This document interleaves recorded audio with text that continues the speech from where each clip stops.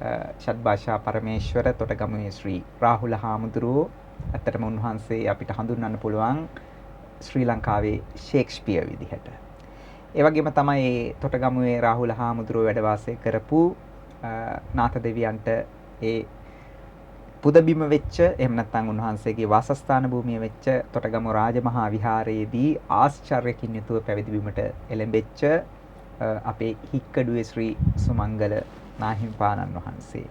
ඒ වගේම තමයි මුළු ලෝකයටම බුදුදහමේ ඒ පණිවුඩය මිෂනාරීන්ව පරාජය කරමින් ගෙන ගියපු අපේ පූජනීය මොහොට්ටුවත්තේ ගුණානන්ද ස්වාමින් වහන්සේ. ඉතින් මේ යති ලකුණු 3 ගාල්ලට බිහි වෙච්ච එහෙම නැත්නම් තොටගම රාහුල හාමුදුරුවෝ ඉපදීම සහ උන්වහන්සේගේ ඓතිහාසික කතා කෙසේ වෙතත් උන්වහන්සේගේ සම්පූර්ණයෙන්ම මේ පාරිවේණික ජීවිතය උන්වහන්සේගේ සම්පූර්ණයෙන්ම ශාස්ත්‍රීය ජීවිතය ගත කරේ ගාල්ල කේන්ද්‍ර කරගෙන ඒ වගේම උන්වහන්සේගේ අපවත් වීම සිදුවන්නේත් ඒ ගාල්ල දිස්ත්‍රික්කයේ ඇතුල් පැත්තකට වෙන්න. ඉතින් ඒ අතීත යති ලකුණු වල ඒ අතීත ඓතිහාසික පරපුර එක්ක තමයි ගාල්ල දිස්ත්‍රික්කයේ වර්තමාන පුනර්ජීවනය තියෙන්නේ.